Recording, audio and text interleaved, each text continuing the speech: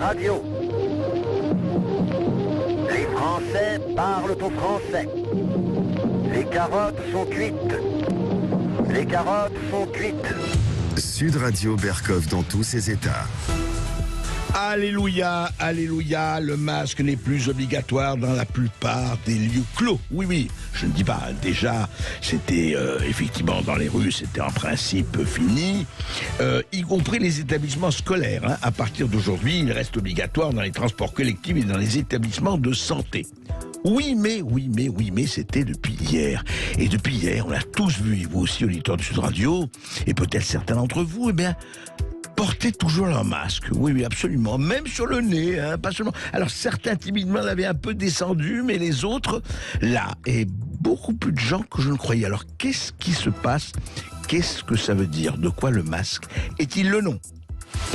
Sud Radio Berkov dans tous ses états.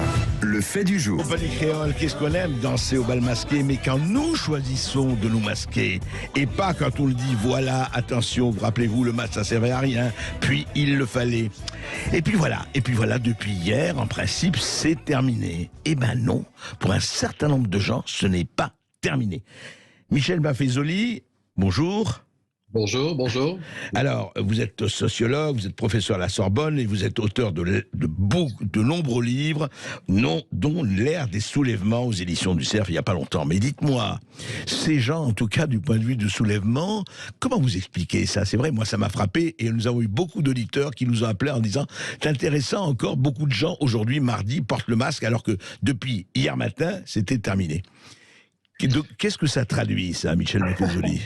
Bon, moi, d'abord, je voudrais relativiser un peu. Hein. Oui. Il y a cette formule, permettez-moi de vous la dire, de Peggy. Il faut savoir dire ce que l'on voit, mais surtout, il faut toujours, ce qui est plus difficile, voir ce que l'on voit. Exact. Donc, voir ce que l'on voit. Bon, alors, moi, je suis un voyeur, personnellement. Hein. Je ne sais pas si je suis un vrai sociologue, parce que j'en suis pas sûr. Mais voyeur, c'est encore plus important. Mais je suis plutôt un voyeur. Et mon bureau, ici, donne sur le lycée Saint-Louis. Oui. Et depuis longtemps, chaque matin à 8 heures, je vois ces jeunes gens formidables qui rentraient avec le masque sur le nez, etc. Ça me chagrinait beaucoup. Là, depuis hier, c'est plus le cas. Hein. Tant mieux. C'est plus le cas. Ouais. Mais en même temps, il faut relativiser. C'est-à-dire que comme c'est encore obligatoire dans le métro, voilà, très souvent on sort du métro et on a le masque encore qui est par là, voyez. Oui. Et je pense que c'est un élément qui est pas négligeable à avoir à l'esprit, hein. C'est-à-dire que très souvent entre deux endroits où on va, on est obligé de prendre le métro et donc du coup il y a le masque. Voilà, c'est un peu pour relativiser. Alors maintenant, ce qui était, pour entrer dans le vif du sujet, ce qui était quand le masque était imposé, il y avait deux attitudes, hein. Soit la contestation.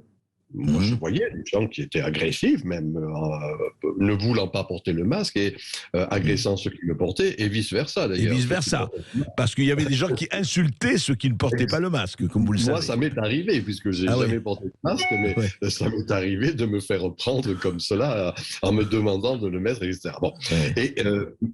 Mais en même temps, il y a eu, et voilà, ma vraie réponse, elle est là, il y a eu, soyons clairs, cette espèce de... C'est la guerre, hein, vous l'avez dit tout à l'heure, hein, je ne sais plus comment il s'appelle, le président actuel, c'est la guerre. Hein. Oui, absolument, c'est là. Nous sommes en guerre. Voilà, je ne sais plus exactement. Nous sommes en guerre.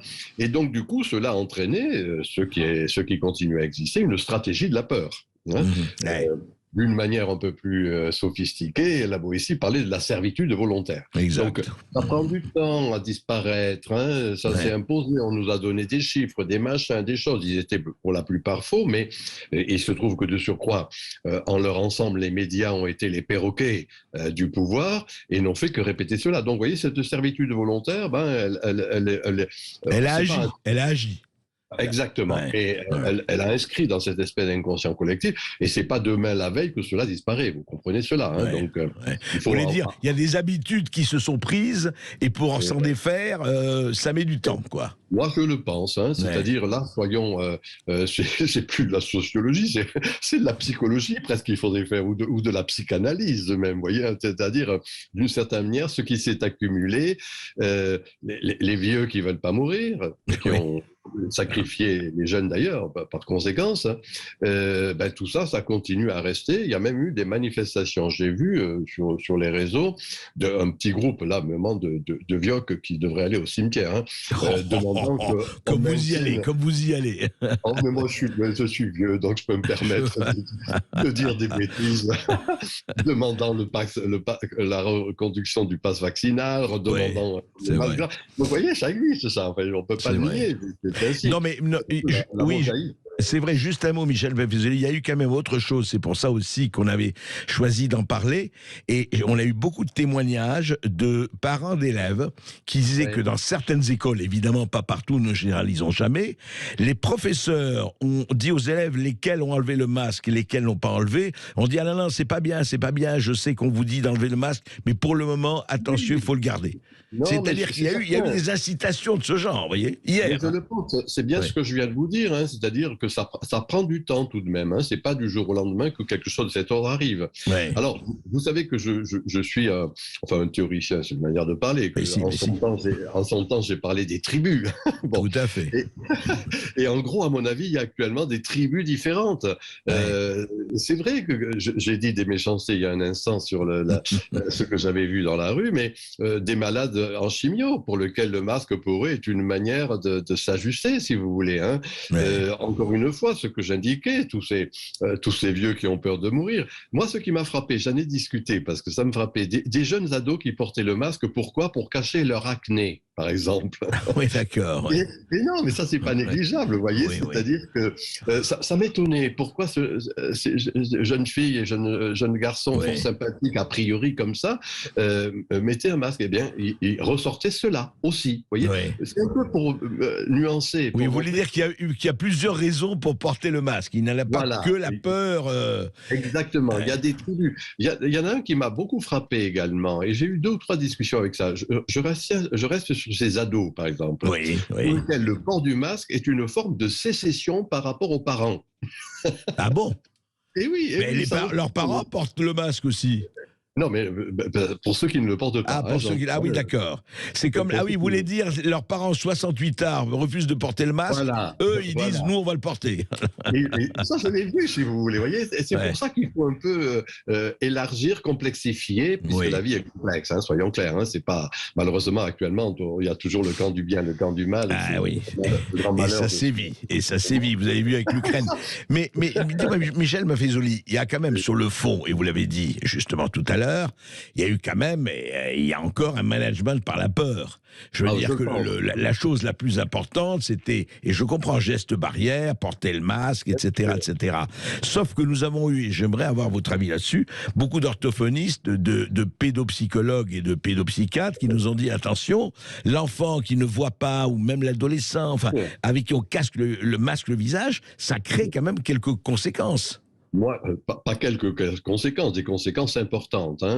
Moi, j'ai des psychiatres qui sont affolés du nombre de dépressions chez les jeunes ados et enfants. Et enfants, Tentative de suicide, premièrement. Et deuxièmement, ce que vous venez de rappeler, moi j'ai une petite fille dans ce cas, dans lequel l'apprentissage du langage est retardé en crèche, dès le moment où justement les personnes qui sont en face d'elle, je ne sais plus comment on appelle ça, les instituteurs, etc., les personnels enseignants, disons. Enseignants en crèche, accompagnants, pour le masque, et du coup, l'enfant ne voit pas les lèvres, si vous voulez. Donc c'est évident que cela s'inscrit. Moi, pour tout vous avouer, dans mon livre, vous avez cité aimablement l'ère des soulèvements, je parle pas de masque, je parle de la muselière. Donc, pour montrer qu'il y avait là quelque chose qui était une forme d'abêtissement dans le sens étymologique du terme, un abêtissement vraiment, et cela n'a pas disparu. Voilà, c'est ce qu'il faut dire. Ça prend toujours un peu de temps avant que quelque chose cesse, et il faudra se donner rendez-vous dans quelques semaines pour voir si cela a cessé, étant entendu que, mis à part, puisqu'on est passé du covidisme à l'ukrainisme. À l'ukrainisme, oui. Quelque chose de cet ordre. Et que d'une certaine manière, il y a toujours là Big Brother, qui est là et qui continue à imposer une espèce de peur. C'est ça la stratégie de la peur, soyons clairs. Et on ne peut pas simplement simplement dire que du jour au lendemain, cette stratégie cesse. Moi, je crois qu'il faut revenir un peu à cette espèce d'attitude humaine, malheureusement, qui fait que les esprits libres sont rares. Excusez-moi. Oui, non, c'est une conclusion pessimiste, mais hélas lucide. Michel Maffezoli, c'est vrai, c'est-à-dire ayez peur du Covid, ayez peur de la bombe, ayez peur de ceci, ayez peur de cela. Ayez peur en tout cas, puisque ça nous permet de gouverner en toute, je ne dirais pas quiétude, mais enfin en toute tranquillité, je dirais. Vous savez ma thèse, hein, c'est que nous vivons une fin d'époque, pour moi l'époque moderne, on est dans une période quelque peu crépusculaire, et dans ces moments-là, une élite qui est en déshérence actuellement, hein, le pouvoir politique, expert des divers plateaux, le mot plateau est d'ailleurs symptomatique, ça montre bien que c'est la théâtrologie complète actuellement, ou comme dirait notre ami de bord, la société du spectacle, peu importe. Quelque chose qui fait que d'une certaine manière, voilà, c'est cela qui a diffusé. Et cette élite en déshérence sait qu'elle a fini, sait que c'est fini, que la circulation des élites, si je parle comme Pareto, va arriver. Et du coup, continue à maintenir. Alors c'est la bombe, le masque, les gestes barrières, etc. Et donc actuellement, on est dans un moment intermédiaire, je dis une période crépusculaire. Hein, je fais exprès une période intermédiaire où justement, on ne sait pas si demain le masque ne va pas revenir. Vous voyez, des trucs dans ce genre. Et d'ailleurs, on l'a dit pour le moment c'est suspendu et on n'a pas dit c'est fini. Hein. À aucun moment on a dit c'est fini, c'est suspendu. Hein, alors, moi, cela dit, mon hypothèse, si vous voulez, c'est que dans ces moments-là, il va y avoir une multiplicité, non pas de révolution, hein, ça pour moi c'était la forme partie qui est désuète. Par contre, des soulèvements, ce qui se passe en Corse c'est symptomatique, ce qui s'est passé au Québec, ou au Canada, pardon, avec les convois de la liberté. Les convois de la liberté, tout à fait. Diverses manifestations en France, tout cela sont pour moi, dans le sens étymologique du terme, des petits indices, index. Ça montre, ça pointe ce qui va se développer, de mon point de vue, la multiplication des soulèvements. Alors soyons clairs, hein, je ne veux pas être pessimiste, je considère qu'actuellement, ça prend du temps avant qu'on se libère de ces injonctions, hein, de cette servitude volontaire, mais il y a quand même toute une série d'indices qui montrent que, à bien des égards, elle ne va pas durer longtemps. Eh bien, écoutez, tous les désespoirs sont permis. En tout cas, on suivra ça. Merci, Michel Maffezoli. Voilà, merci, au revoir. Au revoir. Merci beaucoup Michel Maffezoli, sociologue, auteur de L'ère des soulèvements. Restez avec nous sur Sud Radio tout de suite, vous en avez l'habitude dans André Berkoff dans tous ses états, ça balance les huées et la perle sur Anne Hidalgo que je conseille fortement, restez avec nous. Et tout à l'heure, le face-à-face avec Anne de Guigné, le capitalisme woke quand l'entreprise dit le bien et le mal. Réagissez bien évidemment, n'hésitez pas à nous appeler au 0826 300 300. À tout de suite sur Sud Radio.